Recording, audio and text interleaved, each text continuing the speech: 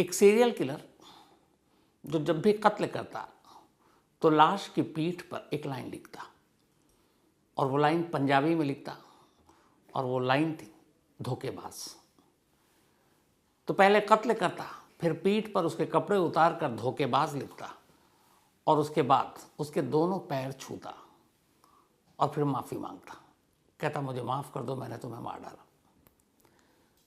अब ऐसा कौन सा सीरियल किलर हो सकता है जो ऐसी हरकत करे? सिर्फ इतना ही नहीं, ये सीरियल किलर दिन में तो एक इंसान बनकर घूमता, एक पुरुष बनकर घूमता, लेकिन रात को ये औरतों के लिबास में आ जाता और महिला बनकर सड़क पर निकलता और फिर एक एक कर कत्ल करता। इतना ही नहीं, 11 कत्ल की बात उसने पुलिस के सामने कबूल की, लेकिन साथ में ये भी कह रहा कि इनमें से किन किन को कहाँ कहाँ पर मारा मुझे याद नहीं, मैं हमेशा नशे में रहता हूँ, इसलिए मुझे ये पता ही नहीं मैंने कब क्या किया। और साथ ही उसे ये भी याद नहीं कि ये गिनती कत्ल की 11 है या उससे ज़्यादा है। यानी बहुत मुमकिन है कि कत्ल की गिनती बहुत आगे तक भी जा सकती है। ये कहानी एक पंजाब के सीरियल किलर की है, हाल के वक्त में शायद पंजाब के सबसे बड़े सीरियल किलर की। और इत्तेफाक देखिए कि अभी पिछले 1 महीने के अंदर मैं बात करूं तो गुजरात से 2 सीरियल किलर पकड़े गए, एक जिसने 12 कत्ल किए, एक जिसने 5 कत्ल किया, और अब ये पंजाब का सीरियल किलर। गुजरात का एक तांत्रिक सीरियल किलर था, एक जो सीरियल किलर था वो सिर्फ भारतीय रेल के रिजर्व्ड बोगी में जो हैंडीकैप्ड होते उनका रेप और मर्डर करता था। लेकिन पंजाब के इस नए सीरियल किलर की कहानी और उसके पकड़े जाने की कहानी दोनों ही बड़ी अजीब है। हुआ ये कि 18 अगस्त इसी साल, यानी कि 4 महीने पहले, पंजाब के रोपड़ के कीरतपुर साहिब में एक टोल प्लाजा है हाईवे पे। उस टोल प्लाजा के बराबर में एक चाय पानी की दुकान है, और उसी दुकान के मालिक की लाश उसके दुकान के करीब में पड़ी मिलती है। सुबह लाश होने की खबर मिलती है, पुलिस मौके पर पहुंचती है, छानबीन करती है, लेकिन कातिल का कोई सुराग नहीं मिलता, कोई सीसीटीवी कैमरा, बाकी चीज़ें थी नहीं, वहाँ पर अंधेरा था। अब कीरतपुर साहब के टोल प्लाजा के करीब इस दुकान में हुए ये कत्ल की तफ्तीश शुरू होती है। तफ्तीश करते करते अचानक पुलिस को पता चलता है कि उस शख्स का मोबाइल गायब है जिसका कत्ल हुआ है। नंबर मिलता है परिवार वालों की तरफ से। अब पुलिस उस नंबर को सर्विलांस पे लगाती है तो पता चलता है कि नंबर एक्टिव है और इस फ़ोन का बाकायदा इस्तेमाल हो रहा है। अब पुलिस जो शख्स इस फ़ोन को इस्तेमाल कर रहा था उस तक पहुंच जाती है सर्विलांस के ज़रिए और उसे दबोच लेती है। पुलिस को लगा केस सुलझ गया, कातिल हाथ में है। लेकिन जिसके पास ये फ़ोन था मकतूल का, जब उससे पुलिस पूछताछ करती है तो कहता है साहब ये फ़ोन तो मैंने अभी ख़रीदा है और किसी ने कहा कि ये कहीं पड़ा हुआ था, सस्ता है, ले लो, तो मैंने ले लिया इस सेकेंड हैंड फ़ोन और मैंने इसमें अपना सिम डाला है। अब सिम डालने के बावजूद अगर फ़ोन वही है तो अब फिर पकड़ में आ सकते हैं। तो अब उस शख्स ने बताया कि हमने ये फ़ोन ख़रीदा था किसी से। अब पुलिस के हाथ खाली। उन्होंने कहा अच्छा किससे ख़रीदा? तब उसने कहा कि एक शख्स से ख़रीदा था। पुलिस ने कहा उसका हुलिया बताओ, कुछ याद है? ये कहता है याद तो नहीं है। फिर अचानक याद आता है, कहता सर एक अजीब चीज़ थी उसके अंदर। उसने बोला क्या? बोला था तो मेल, पुरुष, लेकिन उसने मतलब अपने आप को का श्रृंगार कर रखा था, सज धज कर एक तरह से। उसके चेहरे पे एक पल्लू जैसा भी कुछ था, तो ऐसा लग रहा था कि जैसे वो कोई औरत है जबकि था मर्द। अब ये पुलिस को बड़ी अजीब बात लगी। पुलिस ने फिर उसी चश्मदीद जिसको फ़ोन बेचा था उससे कहा कि चलो उसका चेहरा जो याद है बताओ।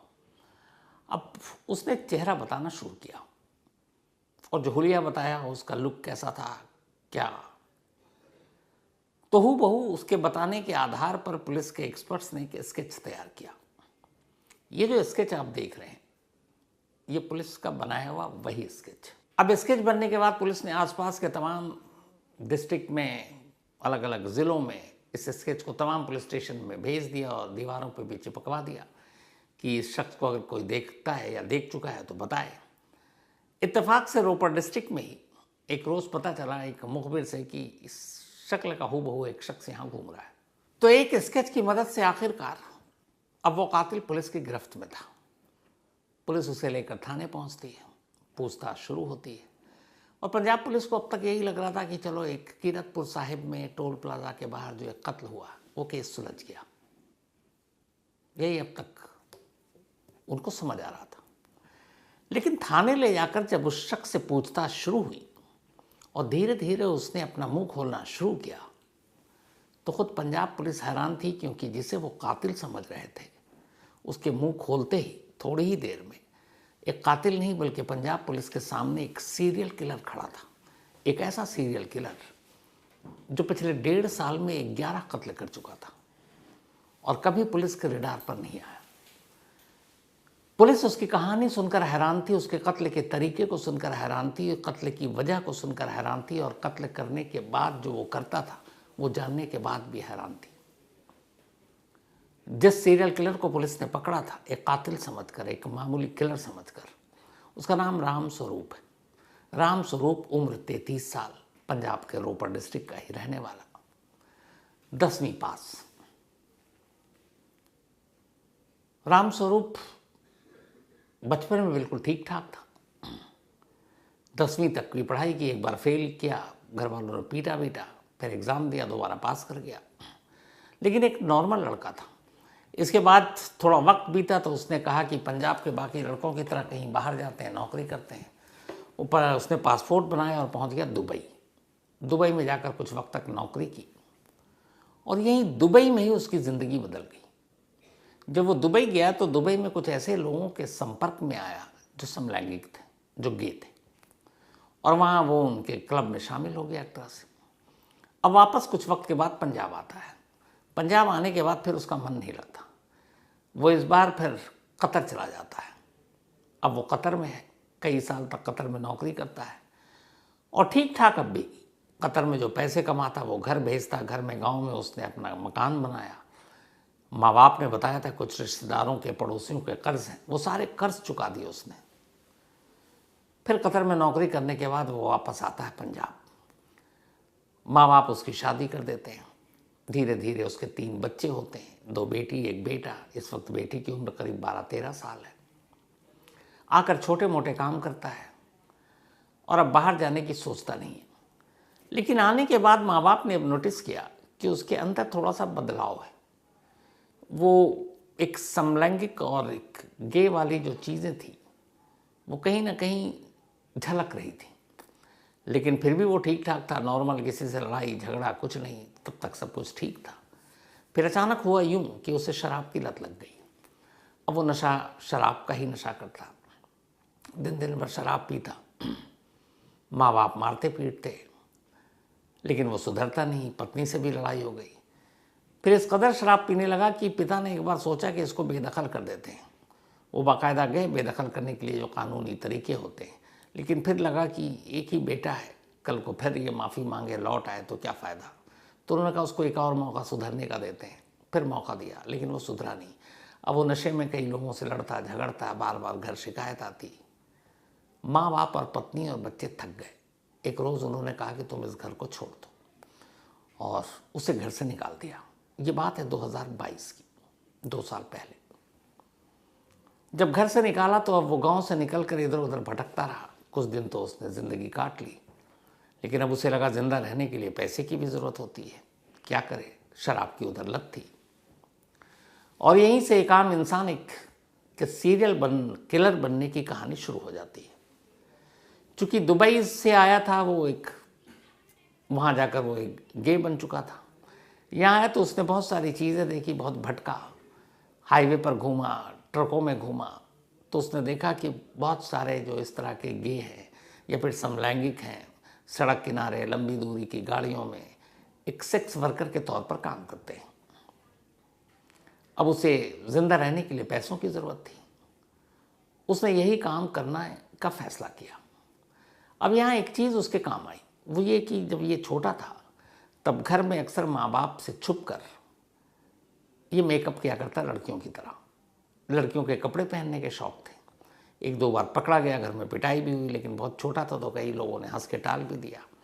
लेकिन वो उसके था अंदर की लड़कियों की तरह कपड़े पहनने, मेकअप करना, और फिर शायद वही चीज़ें उसको उस समलैंगिक बनाने की तरफ भी ले गई।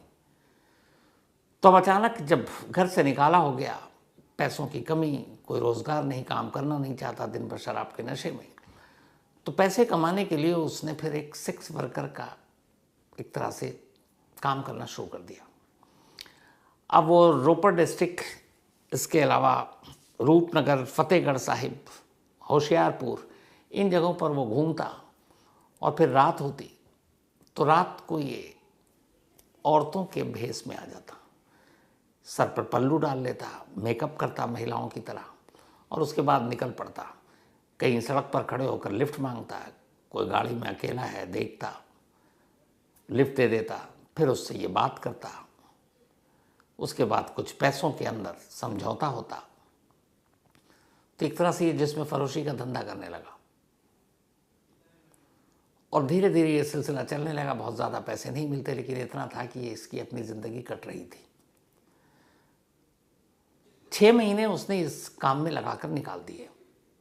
1.5 साल पहले की बात है, 2023 जून का महीना। पहली बार ये ऐसी रात को निकला भेष बदल कर महिलाओं का और इंतज़ार कर रहा था लिफ्ट। एक किसी ने लिफ्ट दी, उसके बाद कुछ पैसों की बातचीत हुई, गाड़ी कहीं रुकी साइड में, लेकिन बाद में पैसों को लेकर दोनों में झगड़ा हो गया। जितने पैसे की बात हुई उसने कम दिया, इसे गुस्सा आया। ये अपने हमेशा गले में एक स्कार्फ या मफलर टाइप का कपड़ा डाले रहता था। गुस्से में उसने उसी मफलर से उसके गले को घोंट दिया। ये उसका पहला कत्ल था। लाश को सड़क किनारे फेंका और वहां से निकल गया। पुलिस ने लाश देखा, आज तक कातिल का पता नहीं। तफ्तीश 1.5 महीने, 1.5 साल हो गए, कुछ पता नहीं। अब इसके बाद यहीं से ये सिलसिला शुरू हुआ। अब वो जब भी रात को गाहे बगाहे निकलता तो कई बार अगर सामने वाला ग्राहक शराफत से चला जाता, जो वादा करता पैसा देता तो ठीक, नहीं देता तो फिर झगड़ा होता, और झगड़ा होता तो फिर वो उसी मफलर से उसका गला घोंटता, उसे मारता और निकल जाता। इन 1.5 सालों में बहुत सारे मामलों में ऐसा हुआ कि उसका झगड़ा नहीं हुआ और उन लोगों की जान बच गई, लेकिन जिन जिन से झगड़ा हुआ उनमें से किसी की जान नहीं बची और उन सबको उसने उसी मफलर से मार डाला। इसके बाद अगस्त में वो कीरतपुर साहिब पहुंचता है। रात का वक्त, वहाँ टोल प्लाजा के करीब एक चाय पानी की दुकान, उस दुकान का मालिक एक 37 साल का शख्स, ये महिला के रूप में घूंघट डाले वहाँ गया। इशारों में बातें हुई, फिर पैसे की बात हुई और उसके बाद अचानक बाद में पैसों को लेकर झगड़ा हो गया। उसने मफलर से उसका गला घोंटा, मार डाला और वहाँ से निकल गया। लेकिन बस पहली बार एक गलती की, उसका मोबाइल अपने साथ ले गया था, जिसे बाद में इसने बेच दिया और उसी मोबाइल की वजह से ये पकड़ा गया। तो जिन जिन के साथ झगड़ा नहीं हुआ उसने उन्हें जाने दिया और जिन जिन के साथ झगड़ा हुआ उन सबको उसने मारा। मारने के बाद वो उनके कपड़े उतारता ऊपर के और फिर पलटता और पीठ पर पंजाबी में धोखेबाज लिखता। और ये धोखेबाज इसलिए लिखता है क्योंकि अगर पैसे की डील मान लीजिए 500 रुपये हुई है और कोई कहता 300 दे रहे हैं तो उसे लगता है कि ये धोखा किया था। कई बार तो 200 रुपये में डील हुई और 150 रुपये दिया, 50 रुपये का फ़र्क था, लेकिन उसे लगा ये धोखा हुआ है।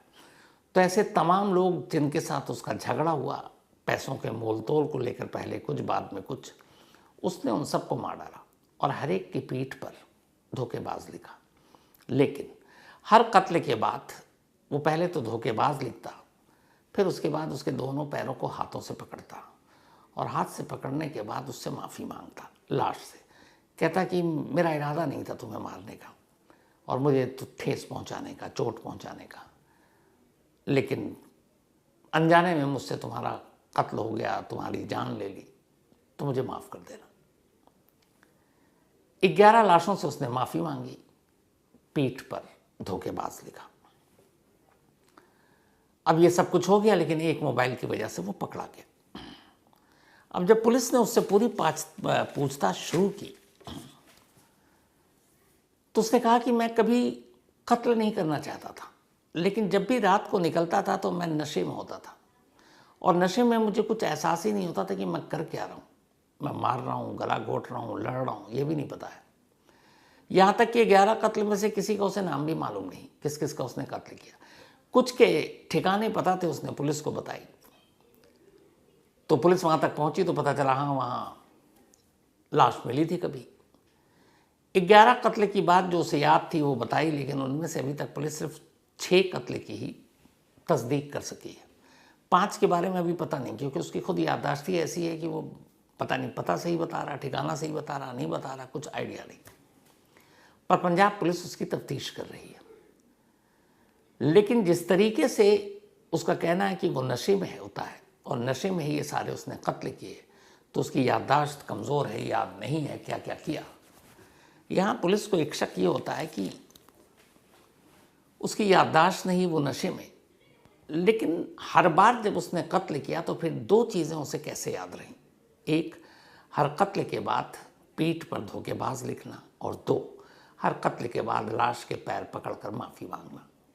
और इसी के बाद अब पुलिस को शक है कि शायद अगर याददाश्त की भी बात करें तो गिनती सिर्फ 11 है या उससे ज़्यादा है, क्योंकि 1.5 साल का वक्फा है। 2 साल पहले उसको घर से निकाला गया था और इन 1.5 सालों में वो भटकता ही रहा है अलग अलग इस पूरे डिस्ट्रिक्ट में, चाहे वो रूपनगर हो, फतेहगढ़ साहिब हो, होशियारपुर हो। तो पुलिस इन तमाम डिस्ट्रिक्ट्स में आसपास के ऐसी लाशों के बारे में जानकारी इकट्ठा हासिल कर रही है जो लावारिस मिली, ख़ासतौर पर जिसकी हत्या गला घोंट कर की गई।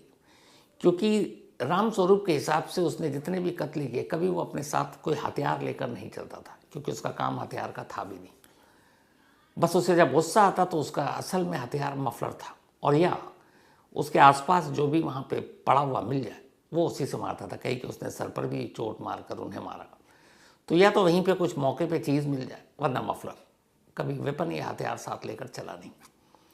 तो अब पुलिस आसपास के तमाम डिस्ट्रिक्ट की उन तमाम लाशों की गिनती खंगाल रही है जो पिछले 1.5 से 2 सालों के अंदर बरामद हुई, लावारिस थीं, जिनके बारे में आज तक कोई सुराग नहीं मिला है।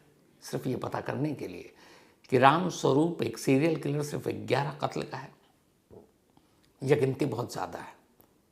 क्योंकि ऐसे कई सीरियल हुए, दिल्ली में भी हुआ था, जिसको ये था कि शायद 42 कत्ल के बाद उसे गिनती याद नहीं थी।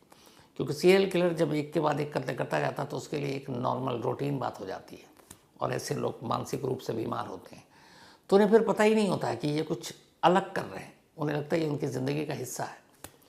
तो यही चीज़ अब पंजाब पुलिस को भी थोड़ा सा चौंका रही है या सता रही है कि मामला सिर्फ 11 का है या आगे का है। बाकी कत्ले की तफ्तीश की जा रही है, उससे पूछताछ हो रही है, और कई टीमें एक साथ अब लगी हुई हैं। पंजाब में दरबारा सिंह के बाद शायद ये दूसरा सीरियल किलर है। दरबारा सिंह बच्चों का सीरियल किलर, उसकी कहानी डिटेल में आपको सुना रखी है। तो जिसने इतने कत्ल किए, और अभी भी ठीक ठाक गिनती पता नहीं कितने कत्ल किए।